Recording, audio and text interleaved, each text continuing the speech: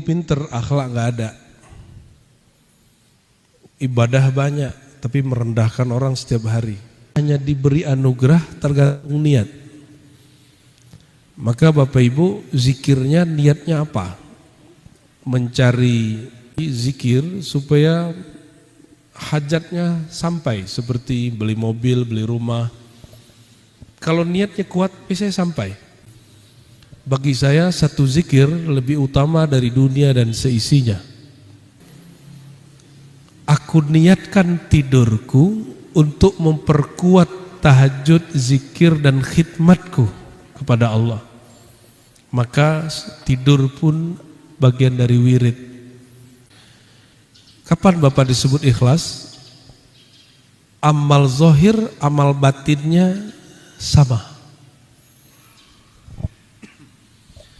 Lisannya baca nama Allah, qalbunya juga baca nama Allah. Udah begitu belum?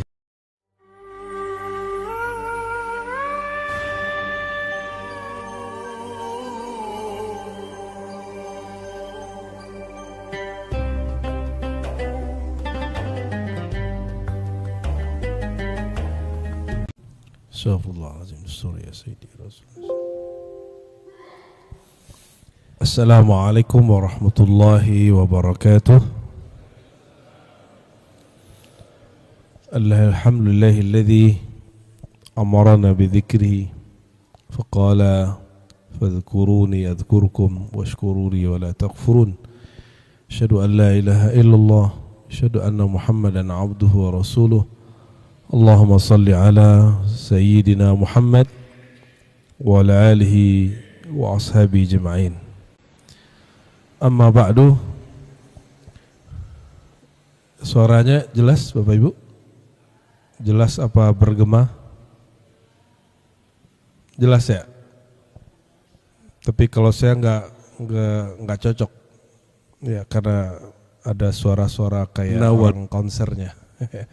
Silakan disesuaikan pakai suara asli aja, ya nggak pakai echo ya.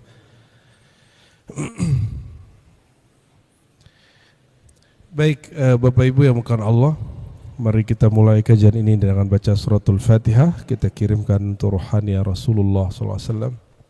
Dan untuk Imam An-Nawawi, ini bukan kitab fikih Syafi'i, saya luruskan. Ini kitab tentang zikir dan dia tidak terbatas pada mazhab Syafi'i atau satu thariqah seperti Naqsyabandi, Syazili. Dia sifatnya umum dan ini kita isinya kajian hadis tapi berkaitan dengan zikir. Itu aja bedanya ya. Jadi ini bukan fikih Syafi'i, walaupun Imam Syafi'i, Imam Nawawi terkenal sebagai imam yang mentartib dan menjelaskan mazhab Syafi'i dengan baik. Ila ruhin Nabi sallallahu alaihi wasallam wa ila ruhi Sayyidi al-Imam Yahya bin Sharaf, ya Zakaria Yahya bin Sharaf An-Nawawi. Al-Fatihah. Bismillahirrahmanirrahim.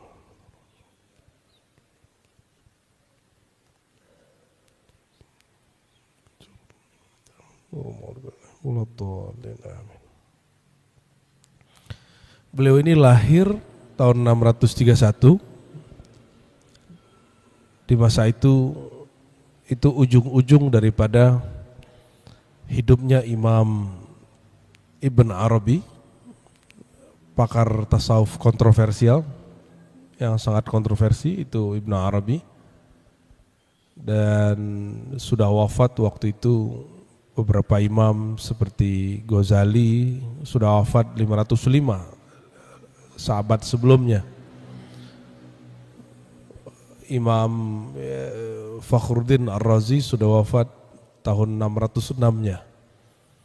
Sedangkan Ibn Arabi wafatnya 638 ya. Dia lahirnya 631.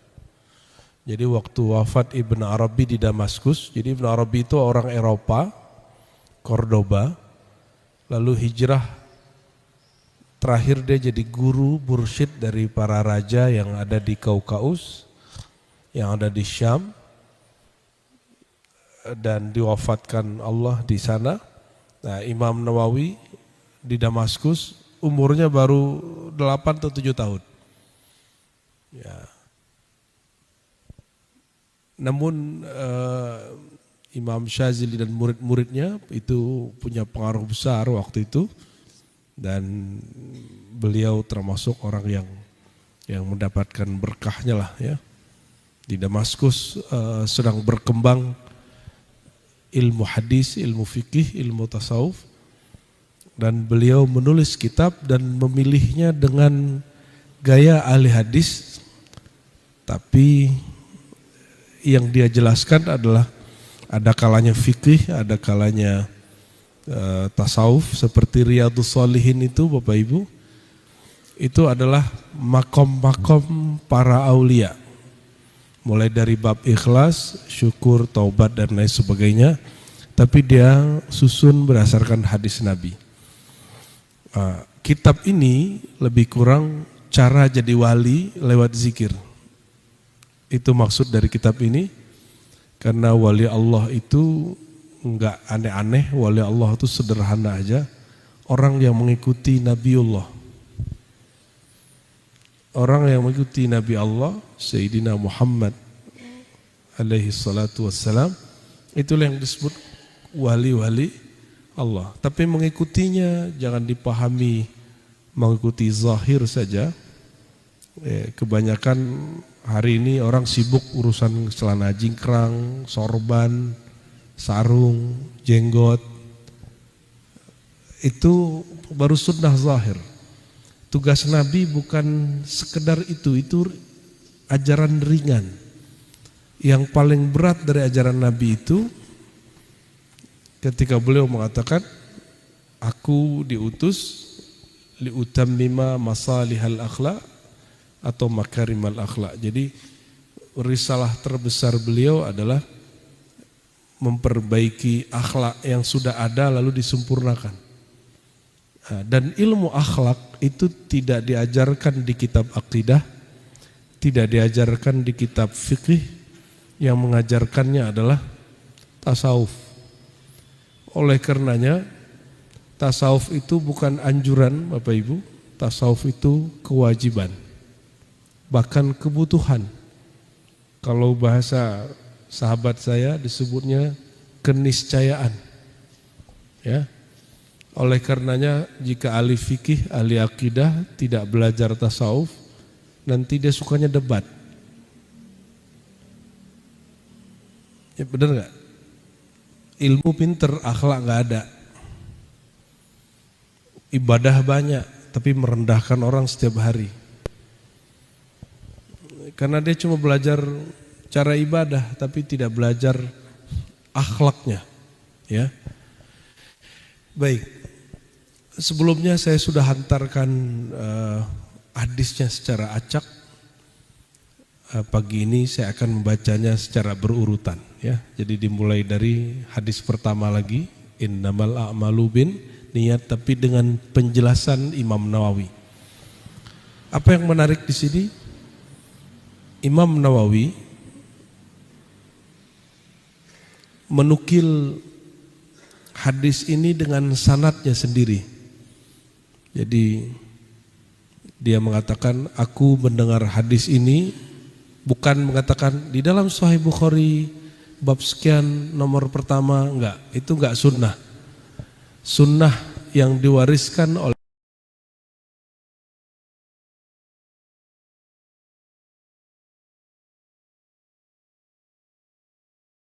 kan kita berguru dan mendengar hadis itu dari guru siapa? Ya. Jadi aku mendapat ijazah, mendapat hadis ini dari fulan, dari fulan, dari fulan, dari fulan, gitu. Itu yang sunnah. Kalau hari ini orang belajar sunnah apa? Di dalam Sahih Bukhari bab sekian nomor sekian.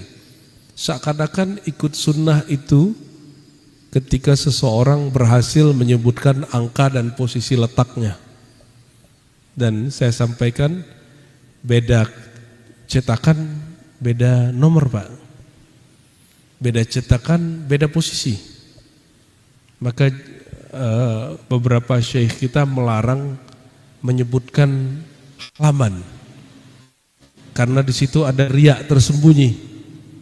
Dalam kitab A halaman sekian gitu ya. Itu kayaknya keren, tapi Bapak coba aja, itu nanti ada ujub di sini. Tanya aja sama orang yang mengatakannya. Saya soalnya sering melakukan itu dulu. Di kampus ya, di majelis kita sering ngomong begitu. Dalam kitab ini nomor sekian ya, di halaman sekian, itu biar orang kemudian percaya kalau saya betul-betul baca. Nah, perhatikan. Orang melakukan hal itu membuat sesuatu yang barangkali hari ini disebut trust building, membangun kepercayaan makhluk.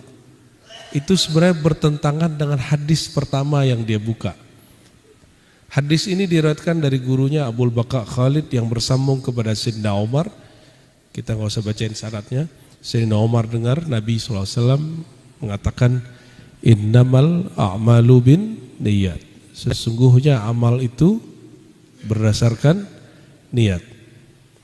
Niat itu di kolbu atau di lisan? Di kolbu. Yang mempelajari ilmu kolbu, fikih, akidah atau tasawuf? Yang mana Pak? Maka yang belajar kolbu ini kitab Sahih Bukhari di ilmu apa? Hadis pertama ilmu tasawuf. Maka masjid ini gak usah malu-malu buka kajian tasawuf. Jangan ngotar apakah jamaah. Sebelumnya saya sudah hantarkan gitu. Ya, kalau ustadz takut majamaah, pecat aja itu ustadznya, ganti dari jadi jamaah lagi aja. Ustadz itu mesti memulai aktivitasnya dengan hadis ini. Supaya apa? Supaya dia mengajarnya dari kolbunya. Kolbu itu tidak menghiraukan pandangan makhluk. Kolbu itu hanya menghiraukan pandangan Khalik. Kalau kita ingin mencari perhatian seseorang, maka kita akan bikin sesuatu yang objek dia lihat itu menarik.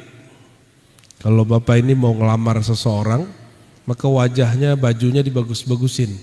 Kalau perlu pakai mobil bagus-bagus.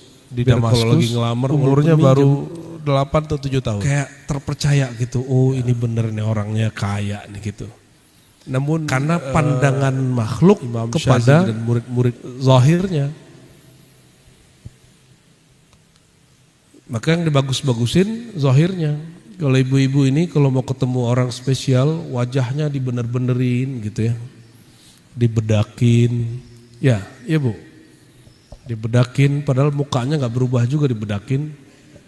Ya, kita lebih senang orang yang natural, tapi dia tidak menyeramkan daripada make upnya Masya Allah, tapi orangnya kita agak misterius sama dia gitu ya, agak ngeri juga ketemu orang begitu. Jadi ketika kita mau ketemu orang, apa yang diperhatiin, biasanya kita akan serius membaguskan bagian itu. Dan Allah tidak pernah memperhatikan kita ke masjid pakai mobil apa, pakai motor apa, pakai baju apa. Ya Allah perhatiin kita ke masjid, kita ngaji, itu niatnya apa. Dan niat itu fil qulub, an-niyatu fil qulub. Ini ijma' ulama semua, niat itu di kolbu. Oleh karenanya, selevel Imam Nawawi yang ahli hadis dan ahli fiqih, dia belajar tasawuf. Hasilnya kitab ini dan kitab Riyadhus Shalihin. Lalu ada beberapa kitab lain yang menyebutkan langsung judul-judul ketasawufan. Lalu hadis ini saya tidak akan bacakan lagi lengkap karena saya sudah bacakan di 2 bulan lalu. Kenapa hadis ini dinukil di awal kitab? Ternyata beliau menukil kalam Imam Ibnu Mahdi. Al-Imam Ibnu Mahdi itu guru daripada Imam Syafi'i, wafatnya tahun 198 Hijriah. Dia mengatakan siapa yang ingin nulis kitab, mulailah dari kitab ini, mulailah dari hadis innamal a'malu bin niyat. Imam Bukhari mendengar dari murid-murid Ibnu Mahdi hal serupa, yaitu Imam Ahmad bin Hambal. Maka Imam Bukhari nulis kitab Sahih Bukhari, hadis pertamanya innamal a'malu bin niyat, ya. Nah, sekarang kita coba lihat apa saja pemaknaan Imam Nawawi terhadap hadis ini.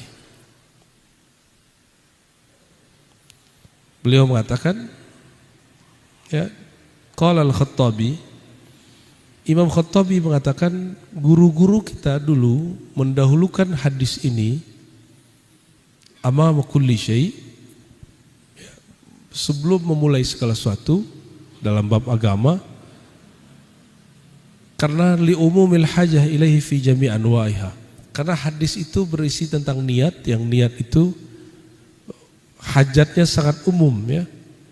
Dan dikatakan bahwa Ibnu Abbas berkata, innama yuhfazur rajul ala qadri niyyati. Seseorang itu dijaga Allah tergantung motivasi di dalam kalbunya, tergantung niat, ala qadri niyatihi. Bahkan ia mengatakan innama yu'tanun nas ala qadri niyatihim. Orang itu hanya diberi anugerah tergantung niat. Maka Bapak Ibu, zikirnya niatnya apa? Mencari, jadi sholat subuh kata Ustadz, ya, Nabi bersabda, orang yang sholat subuh maka dijamin hidupnya sampai pagi, sampai sore. Berarti dia sholat subuh supaya tidak miskin. Biasanya orang itu dikasih. Ada yang niatnya ngaji, zikir supaya hajatnya sampai, seperti beli mobil, beli rumah. Kalau niatnya kuat, bisa sampai. Tapi betapa jahilnya orang ini, dia beramal-amal akhirat, tapi tujuannya tujuan duniawi.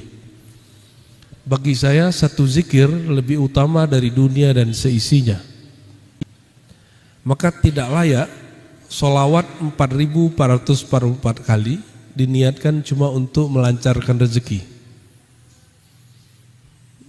Ini contoh.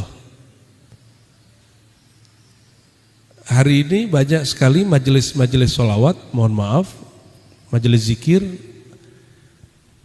tidak bisa membedakan antara tujuan berzikir, tujuan bersolawat dengan manfaat bersolawat. Manfaat zikir dengan tujuan zikir.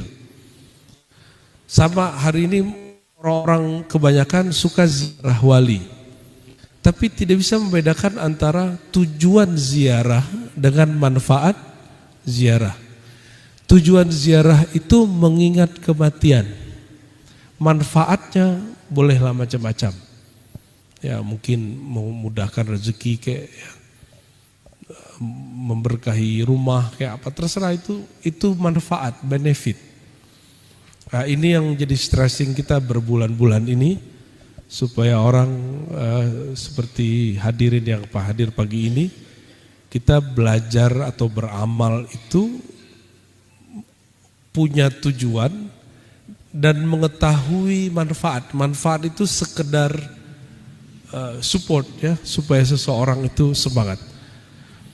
Kita coba dengar lagi apa kata beliau tentang niat. Apa yang disebut niat atau ikhlas? Dia menukil dari imam mantan preman namanya Fudail bin Iyad. Pernah dengar Pak Fudail bin Iyad? Fudail bin Iyad ini wafatnya tahun 181 Hijriah. Dulu preman, suka malak orang, dan mirip kayak cerita Zorro itu loh Pak, atau Sunan Kalijaga. Malam dia ambil milik orang kaya, besoknya dia bagi-bagiin ke orang miskin. Itu Fudail. Fudail ini imam yang ahli kolbu, karena dia tobat, mantan preman, semua maksiat dia sudah lakukan kecuali syirik. Nah, ini rahasia Bapak Ibu. Apapun maksiat seseorang, selama dia tidak melakukan syirik, turja at-taubah warruju'. Sangat besar harapan dia kembali. Sangat besar harapan orang itu kembali. Tapi kalau udah syirik, kita sulit.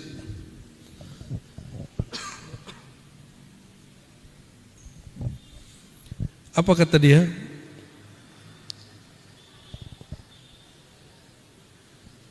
Tarkul amal li ajlin nas riyaan. Meninggalkan satu amalan karena takut terhadap pandangan makhluk yang negatif, itu riya. Itu riya level 2 lah. Ya. Riya level 1 beramal ingin dipuji. Riya level 2 ingin dipuji juga, cuma lebih halus. Contoh gini, saya ngomong ini, Pak, jangan undang dia, nanti Bapak dihujat orang, gitu. Pernah ada yang ngomong gitu gak? Gak usah bikin majelis begini, nanti jamaahnya pusing. Gak usah buka kajian tasawuf, nanti jamaahnya pusing. Gak usah buat majelis ini, majelis itu, nanti orangnya bubar gitu. Jadi meninggalkan sesuatu karena dikomentari begitu. Kita ini biasa misalnya bawa tasbih. Terus hari ini Bapak gak bawa karena khawatir disebut orang sok soleh. Berarti Bapak ingin disebut apa? Supaya ikhlas dan soleh, taruh aja. Gitu gak? Nah, itu bagian dari orang terganggu keikhlasannya. Berarti kolbunya lagi ada masalah. Beramal karena berharap dipandang makhluk, itu syirik. Itu syiriknya syirik khafi, tapi itu berbahaya. Syirik yang akbar itu menyembah berhala, menyembah matahari.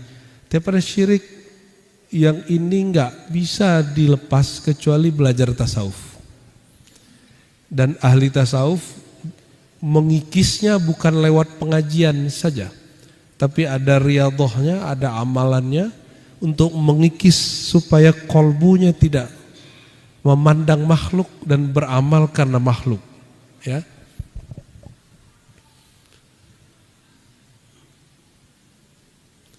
Wal ikhlas ayyu'afiyakallahu minhuma.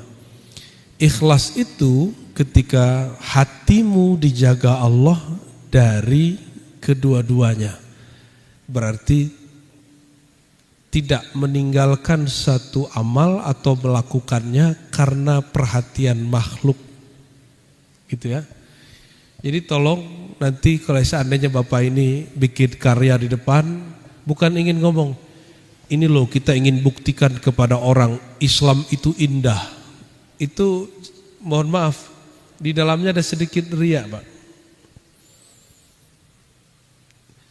Kita berbuat itu untuk dilihat Allah atau dilihat makhluk.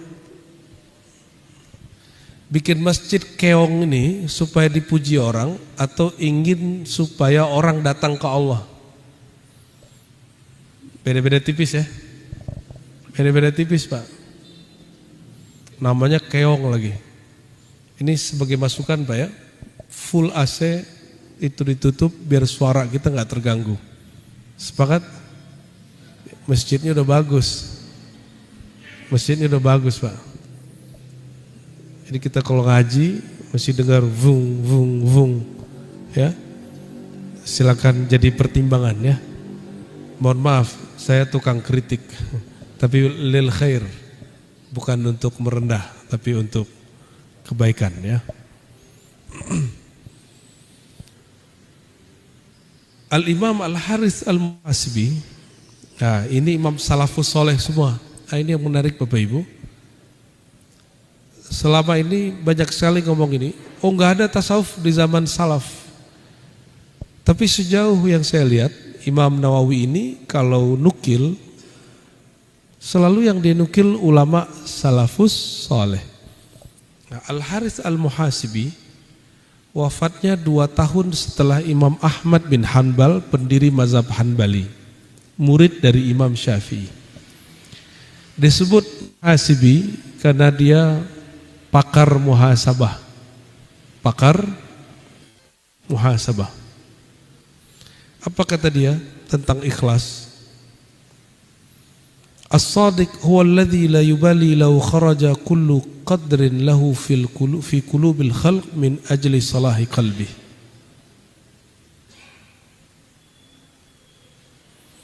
La yuhibbu itila'an nas ala mathaqil dhar min husni amalihi wa la yakrah ayat tali'an nas ala say' min amalihi.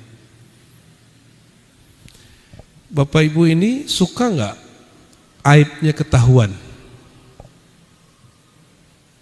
Suka gak? Gak suka?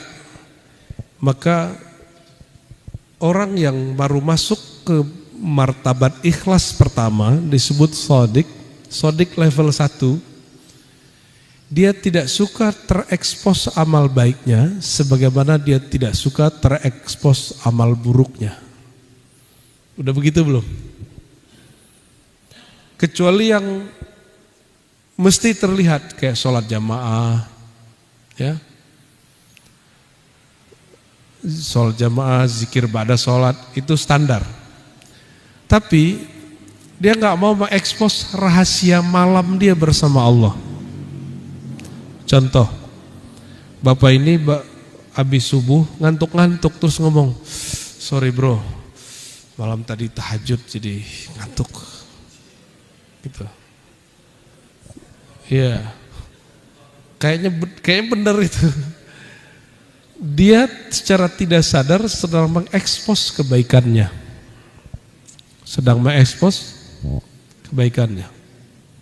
Kalau lagi puasa Senin Kemis terus ngomong nih, sorry gue nggak ikut ya, lagi puasa. Ya. Misalnya begitu.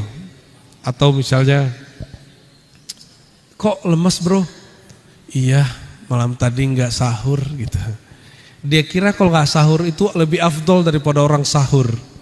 Ini orang awam mengira puasa nggak sahur lebih afdol dari bersahur. Itu kekonyolan dalam beragama. Ya, ini perhatiin. Orang sakit haram puasa. Dan yang kedua, orang berpuasa menyebabkan kambuh penyakitnya, itu juga haram puasanya. Jadi jangan kita kemudian mengekspos kebodohan kita dengan cara seperti itu. Itu dulu Pak, itu namanya mengekspos amal baik secara offline. Sekarang ada cara mengekspos amal baik dengan online. Bisa lewat status WA ataupun Instagram, ya, dan lain sebagainya. Atau bapak ini buat zikir khataman 70.000 terus tulis, buat posting di YouTube. Nikmatnya zikir 70.000. Wah.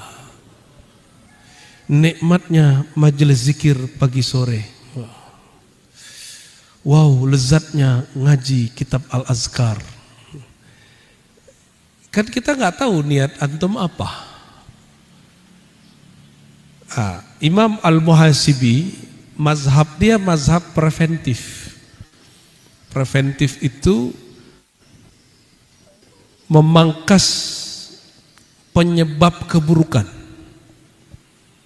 Ya. Di dalam hadis ada sebuah riwayat, ya, hadis Imam Muslim seingat saya.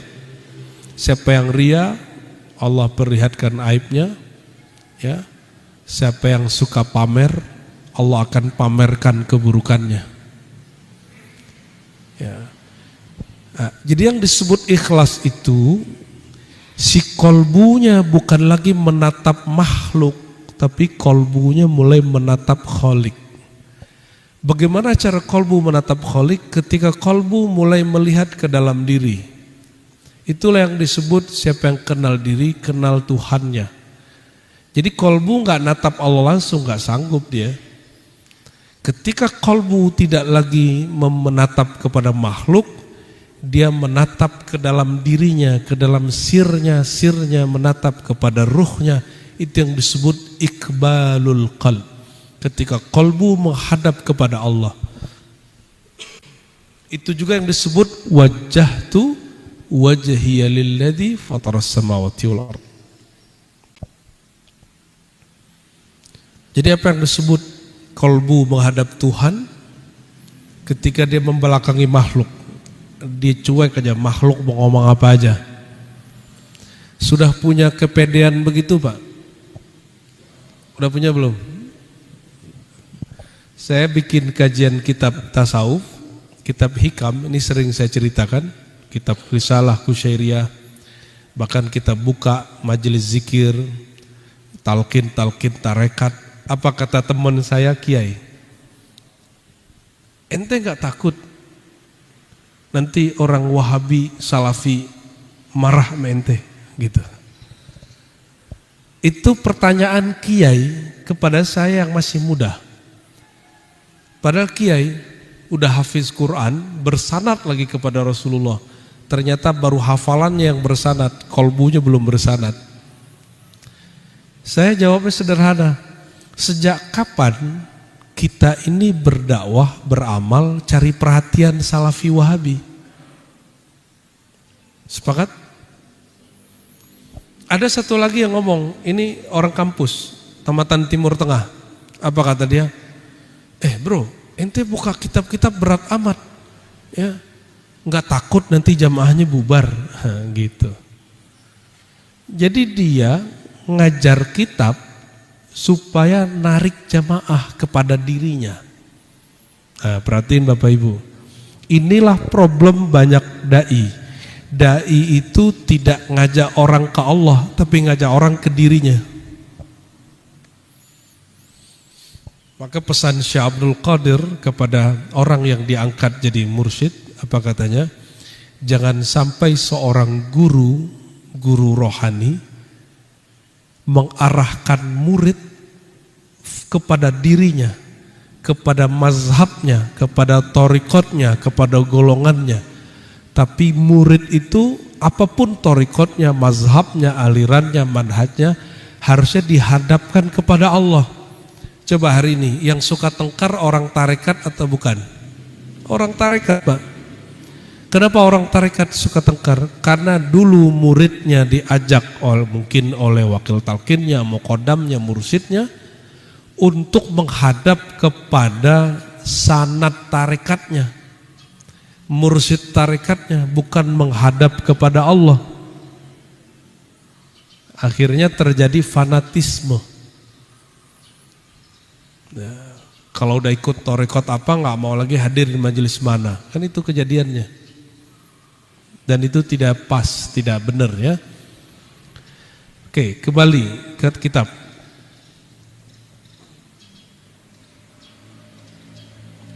Ada imam namanya Huzaifah Al-Mar'ashi. Itu menjelaskan apa indikator seseorang niat di kolbunya sudah mulai benar. Kita sebut ikhlas. Jawaban beliau apa? Antastawiyal abdu af'alul abdi fi zahir wal batin. Kapan Bapak disebut ikhlas? Amal zahir, amal batinnya sama. Lisannya baca nama Allah, kolbunya juga baca nama Allah. Udah begitu belum? Udah belum? Anggap aja lah belum ya. Bilang aja lah belum. Kalau udah nanti takut cepat jadi wali.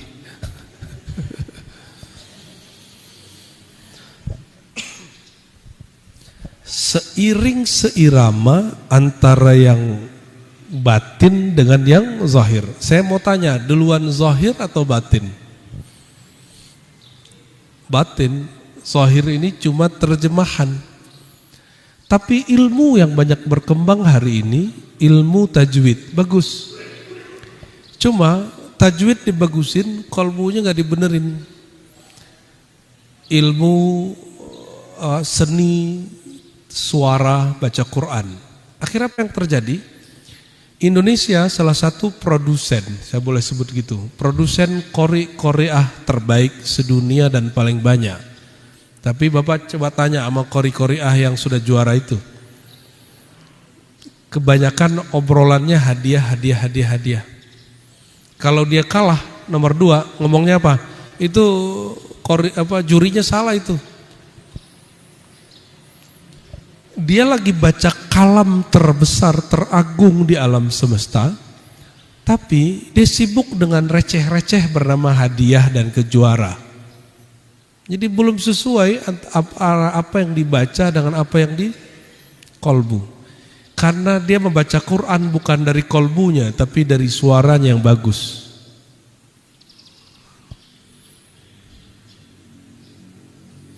Jadi perkataan Imam Huzaifah Al-Mar'ashi ini perlu jadi perhatian kita. Mulailah cari ilmu yang bisa menyelaraskan antara zahir dan batin. Jawabannya ada di kitab Sirrul Asrar Imam Syekh Abdul Qadir Jilani. Apa kata beliau? Jika engkau ingin zahirmu sesuai dengan batinmu, maka pelajarilah ilmu cara bertobat zahir dan batin, lalu ambil talqin zikir tauhid kepada ahlinya. Ya. Para sahabat itu belajar zikir la ilaha illallah dari siapa? Dari Rasulullah. Rasulullah itu ngajarnya pakai tulisan atau pakai lisan? Ya, itu namanya talqin. Apa kata Nabi? Ya ayuhan nas, qulu la ilaha illallah. Wahai sekalian manusia, bacalah la ilaha illallah. Ya, itu namanya talqin am, talqin umum. Ada talqin khas. Nah, inilah yang kemudian diwariskan ke ulama-ulama thariqah. Kalau ulama mursyid-mursyid sufi di Indonesia, kita ini gudang mursyid. Yang paling masyhur dan paling berpengaruh sejauh ini, ya kalau di Jawa Barat ada Allahyarham Abah Anom, ya. Di zaman kita, zaman sebelumnya masih banyak lagi, ya. Ada Syekh Tolha, ada Syekh Abdul Karim Al-Bantani, sampai kemudian di Sumatera ada Syekh Ismail Al-Jawi Al-Minangkabawi, itu jadi syekh di Mekah. Orang Bogor ada yang masyhur, muridnya internasional, namanya Mukhtar Atarid. Nggak pernah dengar ya? Ya, karena antum orang zaman ini.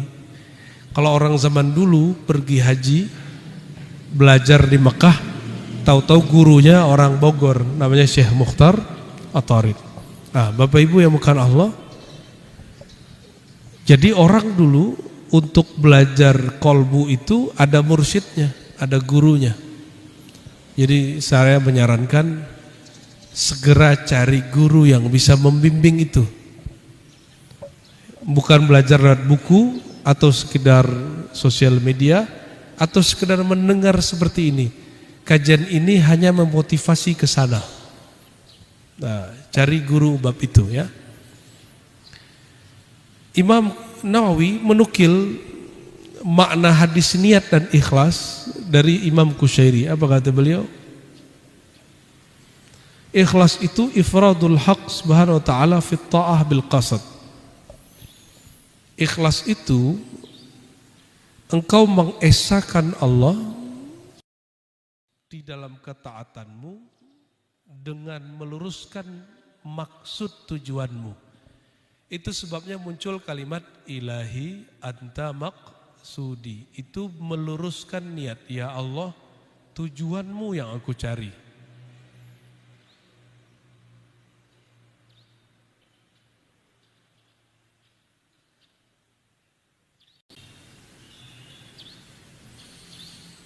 Dan ikhlas yang paling gampang, apa itu? Dinukil dari Imam Tustari. antakuna harakatuhu wa sukunuhu fi sirrihi wa alaniyatihi lillahi ta'ala. Diamnya, geraknya, amalnya, bacaannya itu karena Allah, mencari perhatian Allah, bukan cari perhatian makhluk. Saya agak kaget, saya ketemu beberapa orang yang sudah berumur 70-an tapi jago main Facebook, Pak. Saya aja udah nggak tahu Pak cara main Facebook karena udah nggak punya. Itu dia setiap kali ketemu foto posting. Karena di waktu mudanya dan dewasanya tidak belajar ilmu cara mencari perhatian makhluk Allah, sampai tua umur 70-an niat dia untuk bekerja, beramal, hadir di majelis hanya untuk memosting. Nah, ini seharusnya bapak-bapak ini sudah nggak perlu Instagram ya, itu cukup anak-anak muda ini. Oke, diam geraknya karena Allah, itu ngeri nggak tuh bahasanya? Ini yang disebut al-fana fillah kalau dalam ilmu tasawuf. Padahal ini cuma jelasin bab niat. Dalam bab ini ada aplikasinya, Pak. Kalau mau makan, kita lagi lapar, lihat makanan dan minuman yang enak, biasanya nafsu gak? Nafsu. Gimana cara aplikasi bab niat? Ketika kita nafsu, ditanya dulu kalbunya, wahai diriku, kamu mau makan ini karena lapar atau karena supaya kamu punya kekuatan taat kepada Allah? Makannya udah begitu belum? Belum. Oke, contoh lain. Capek terus mau tidur. Tidur itu karena ingin melepas lelah atau karena malam nanti mau tahajud atau mau sholat subuh berjamaah? Jujur aja, Pak. Selama ini kita sholat buat apa? Apa tidur buat apa? Tidurnya supaya fresh. Kita tidur itu belum betul Allah, ya. Benar gak? Saya sering menyampaikan juga, Imam Syazili dia berkalam kepada muridnya, apa kata beliau? Tolong jangan ganggu aku, mau wirid. Tahu-tahu masuk ruangan, beliau ngorok, Pak. Berarti tidur. Bangun tidur, muridnya nanya, wahai Tuan Syekh, katanya engkau mau wirid, mau baca hizib, kok tidur? Apa jawaban beliau? Aku niatkan tidurku untuk memperkuat tahajud, zikir dan khidmatku kepada Allah. Maka tidur pun bagian dari wirid. Udah begitu belum? Nah, coba mulai hari ini tidurnya diniatkan supaya segar dalam berkhidmat, bukan karena segar untuk diri sendiri. Jadi kita ini kalau masih begitu, kita ini masih egois. Itu sebabnya Bapak Ibu marah kalau tidurnya terganggu. Benar gak? Hatta bini sendiri enggak bangunin marah. Saya ini mau rehat, kamu ganggu aja. Tapi kalau kita tidurnya karena ingin supaya berkhidmat kepada Allahnya kuat,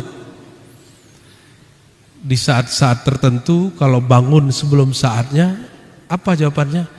Kapanpun bangun, detik kapanpun terbangun, berarti Allah sudah kembalikan tugas seperti biasa. Jadi gak terganggu, gak marah-marah lagi, gak sewot lagi kalau mau tidur. Ya, ini aplikasi sederhana. Ini aplikasi yang lebih mengerikan. Bapak Ibu yang masih aktif menikah, aktif melakukan hubungan spesial dengan pasangan, coba cek. Ketika muncul nafsu birahi, itu nafsu birahi ingin menuntaskan syahwat seksual atau ingin melepaskan rasa syukur kepada Allah. atau itu sebagai bentuk pengabdian kepada keluarga. Beda loh Pak. Gimana cara ceknya? Kata Nabi, istafti kolbak, minta fatwa ke kolbumu. Bagaimana cara verifikasi kepada kolbu? Jawabannya sederhana. Ala bidzikrillah tatmainnul qulub. Jika diajak kolbu zikir, lalu nafsu syahwatnya bertambah kuat, berarti itu hubungan ibadah. Ini yang Nabi katakan, wa fi bud'i ahadikum sadaqah. Di dalam, mohon maaf ya, hubungan seksual kamu itu juga ada ibadah. Ini pembeda kita sama binatang. Ini rahasia cowok-cowok Pak ya, ibu-ibu dengar aja dari belakang. Sebuah hadis Nabi athar disebutkan bahwa laki-laki beriman yang ahli zikir itu lebih kuat dari orang non muslim 10 kali lipat. Kalau Nabi lebih kuat dari orang beriman 100 kali lipat. Di riwayat kedua lebih kuat dari orang biasa 40 kali lipat, itu Nabi. Sedangkan antum ini kalau benar beriman, iman itu di kolbu, maka orang ini akan lebih kuat 10 kali orang biasa. Makanya laki-laki kalau imannya kuat, benar Pak, tidak akan mengalami ya lemes di tengah. Karena itu bagian dari ibadah. Bagian dari ibadah. Kenapa? Dia nggak fokus untuk eksploitasi nafsu birahinya, tapi tujuan dia lagi zikrullah. Orang sedang zikir, dia nggak akan kemudian, mohon maaf, itu kuda, coba lihat kuda. Kuda itu nggak berzikir ketika dia kawin, maka dia terjadi langsung keluar, ketemu betinanya langsung keluar. Nah, paham maksud saya? Ya, ini aplikasi sederhananya, aplikasi sederhana. Ya, mau keluar rumah, ini bumi yang mau kita injak bumi siapa? Bumi Allah. Kata Allah Ta'ala, wala tamshi fil ardi marha. Jangan pernah jalan di muka bumi sombong. Mentang-mentang mobil motor kita bagus, terus kita ya bentak-bentak orang, bel orang suka-suka. Jangan begitu. Ngebut boleh, sombong nggak boleh. Beda nggak? Ya.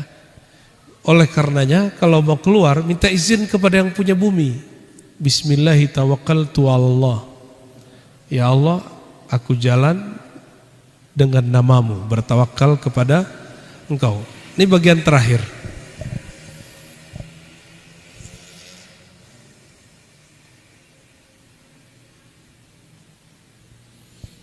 Imam Abu Ali Ad-Daqqaq, guru dari Imam Kusyairi, mengatakan ikhlas itu tawaqqi an mulahazatil khalq was-sidq, at-tanaqqi an muta'atin nafs. Ikhlas itu indikatornya engkau tidak lagi memperhatikan komentar makhluk.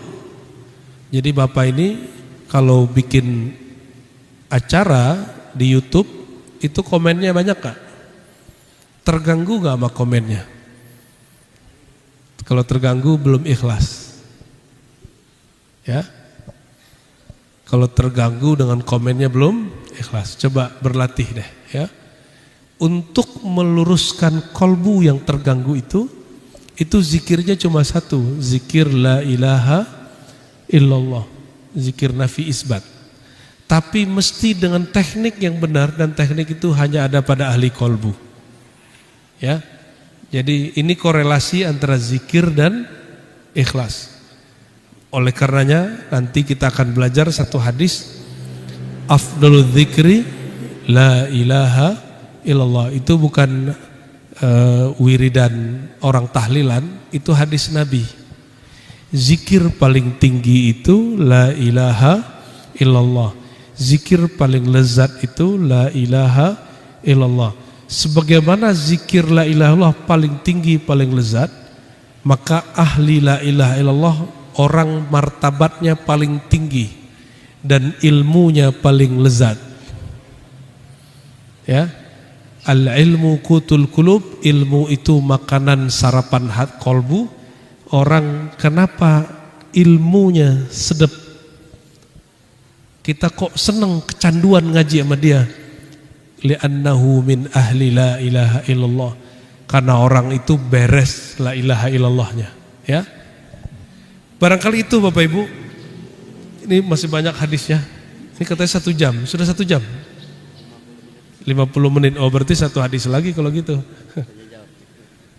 Ya. Sebelum tanya jawab ada 1 hadis.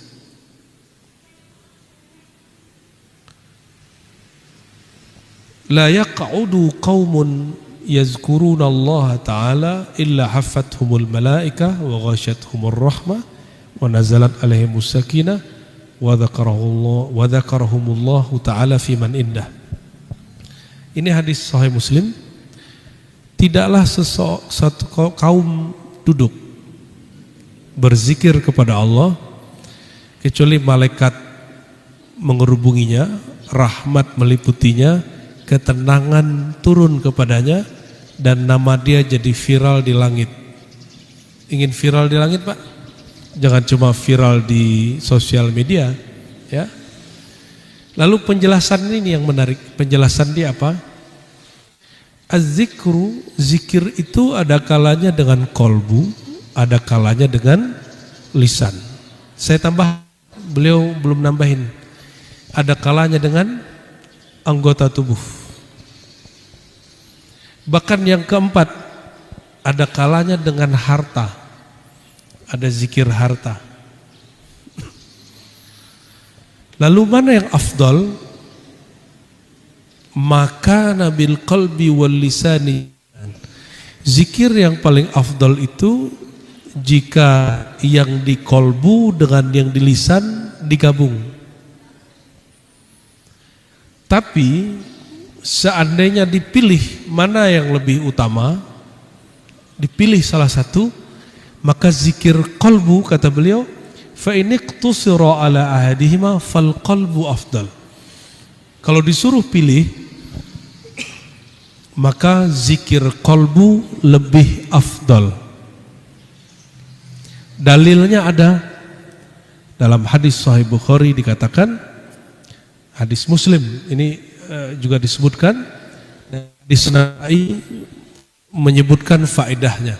Nah, kita pakai hadis Nasai, ya, bahwasannya man qala la ilaha illallah, baca la ilaha illallah dari kolbunya, min qalbihi, Allah akan buka pintu langit. La ilaha illallah itu muncul nur, Allah tembuskan la ilaha illallah itu ke langit sampai kepada aras. Itu yang membuat orang ahli zikir viral di langit. Nanti malaikat nanya, itu la ilaha illallahnya siapa? Itu zikirnya siapa? Paham maksudnya? Ya. Jadi zikir kita itu Bapak Ibu, itu masang status di alam malakut jabarutnya Allah. Ya. Jadi sosial media alam jabarut. Dan itu masangnya pakai apa? La ilaha illallah. Mesti dari kolbu. Jadi semakin tembus ke dalam, semakin naik dia. Jadi kalau Bapak Ibu ditanya, siapakah orang paling tinggi di sisi Allah zikirnya? Orang yang paling dalam efek zikirnya ke dalam kolbunya. Nah, belajarlah itu, ya, carilah mursyid dimanapun, nggak mesti kepada kamu. Cari mursyid terdekat dari kita biar nggak repot-repot amat ngajinya. Wallahu a'lam bissawab. Alhamdulillah, terima kasih atas pemaparannya. Selanjutnya kita berikan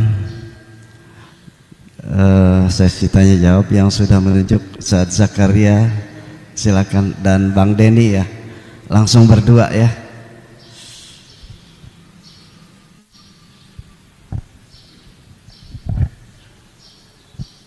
Assalamualaikum Buya. Ini karena waktunya sangat singkat, jadi saya langsung Buya. Yang pertama adalah terkait dengan bagaimana kalau kita tuh dalam beribadah ya, tapi niatnya tuh berubah-ubah. Ya, terkadang ya di dalam kasus ibadah yang dilakukan dengan niat yang berubah-ubah tengah jalan itu bagaimana? Kan terkadang kita mengalami masalah seperti itu. Yang kedua, bagaimana konsep niat dalam Islam, lalu juga dibandingkan dengan konsep niat dalam tradisi spiritual atau agama lain, itu seperti apa? Dan yang terakhir, bagaimana cara melatih hati agar senantiasa ikhlas dan terhindar dari tadi ria, ya, ria, lalu juga hubud dunia dan sebagainya. Mungkin itu Buya, terima kasih. Assalamualaikum warahmatullahi wabarakatuh.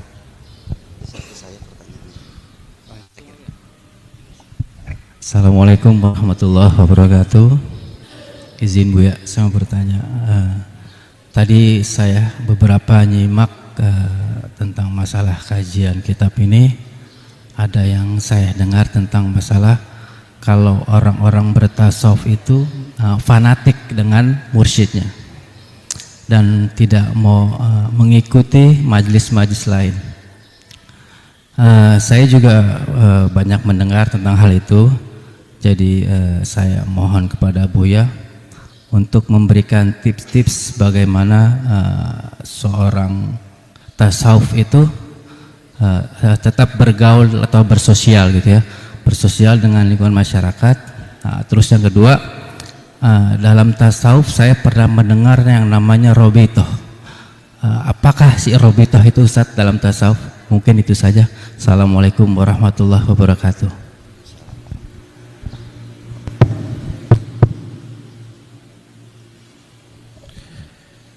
Bagaimana menjaga niat, itu intinya ya. Niat itu adalah menjaga supaya dia membelakangi makhluk tetap menghadap kepada Allah melalui dirinya. Maka niat itu akan tambah kuat kalau orang punya dua hal, satu tujuan, yang kedua ma'rifatun nafs, dia mengenal dirinya. Nah, itu sebabnya dari awal saya sampaikan yang disebut ikhlas itu ketika si kolbu menghadap kepada Allah. Nah, kolbu ini tidak menghadap Allah langsung Bapak Ibu. Kolbu itu dia menatap ke dalam dirinya, itu ke dalam ruhnya, ke dalam sirnya. Sirnya ini, ruhnya inilah yang kemudian berhadap-hadapan dengan Allah Subhanahu wa ta'ala. Itulah alasannya kenapa mengenal diri adalah pintu seseorang menjadi mukhlisin, orang yang ikhlas. Nah, dan kajian mengenal diri itu tidak ketemu dalam ilmu fikih, ilmu akidah, ketemunya hanya dalam ilmu tasawuf. Tolong dibedakan Bapak Ibu, tasawuf itu lebih luas dari tarekat. Tarekat itu kebanyakan hari ini hanya belajar zikir, talqin, baiat, kholwat. Tasawuf itu mencakup kemakrifatan kepada Allah yang tidak ada sekarang di kebanyakan orang belajar zikir. Makrifat itu diperoleh bukan lewat zikir, tapi lewat ngaji, belajar. Nih perhatiin, mengenal Allah bukan lewat banyak zikir. Ini banyak yang keliru. Ahli makrifat tuh zikirnya 70.000 kali 7.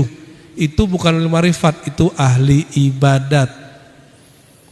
Ahli makrifat itu innama al-ma'rifatu bit-ta'arrufi wa ta'rifi.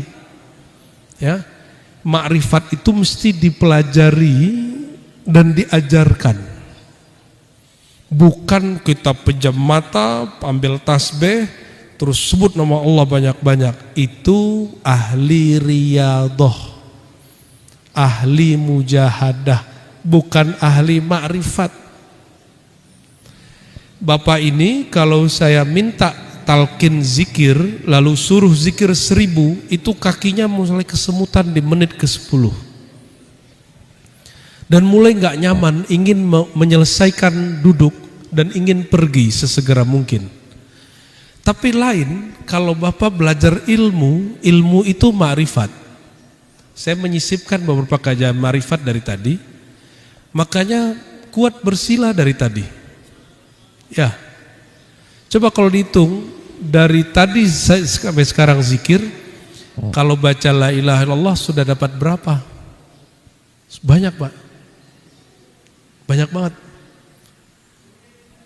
Tapi kalau Bapak baca la ilaha illallah 10 menit itu udah pengen udahan. Inilah zikirnya sir. Jadi diri kita itu tubuh, nyawa, akal, kolbu, sir, ruh. Yang lagi bergerak dalam diri Bapak Ibu itu sirnya. Sir itu perangkatnya ruh, isinya knowledge, ilmu pengetahuan. Zikirnya badan, ruku dan sujud. Zikirnya kolbu, menyebut-nyebut nama. Zikirnya sir, transfer knowledge. Dia dapat aliran ilmu. Oleh karenanya Nabi bersabda, satu bab ilmu engkau pelajari lebih afdol dari 1000 rakaat. Itu ma'rifat. Itu ibadah ahli ma'rifat. Satu bab ilmu lebih afdol dari 1000, bayangin. Maka kita ini melihat kenapa banyak orang tarekat nyambung ke situ, mereka bertengkar karena tujuan bertarekat bukan lagi jadi ahli ma'rifat, tapi sudah sibuk pada riyadhah. Akhirnya hanya jadi ahli ibadat tapi tidak punya pengetahuan. Saya kaget ada orang thariqah menolak kajian martabat 7, kajian Nur Muhammad. Itu kan konyol. Itu konyol. Beberapa yang saya sebut sebelumnya, misalnya, wah ini pertanda mau selesai nih Pak, ya, baterainya maut.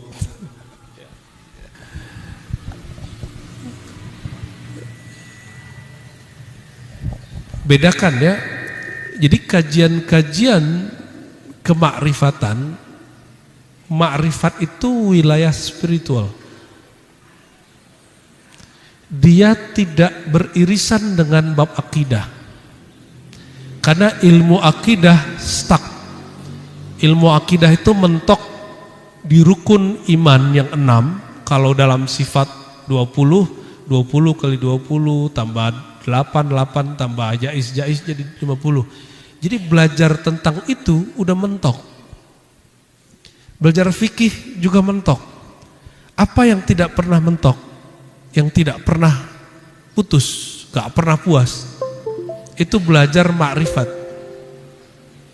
Kalau zikir mentok Pak, zikir 1000, 11.000, 70.000, maka kami di Ribat, kami tidak menuntut murid berzikir dengan kuantitas saja, tapi mereka berzikir dengan kualitas. Makanya setiap majelis kami pakai ngaji kitab, supaya zikir sirnya, yaitu mempelajari satu bab ilmu, setiap murid datang ngaji begitu, dia dapat pahala, dapat kemuliaan setara 1000 rakaat. Gitu, itu rahasianya. Ya, semoga yang hadir pagi ini Allah berikan kemuliaan setara 1000 rakaat. Kalau begitu, terbit matahari, kita langsung sholat 2 rakaat atau tetap lanjut ngaji?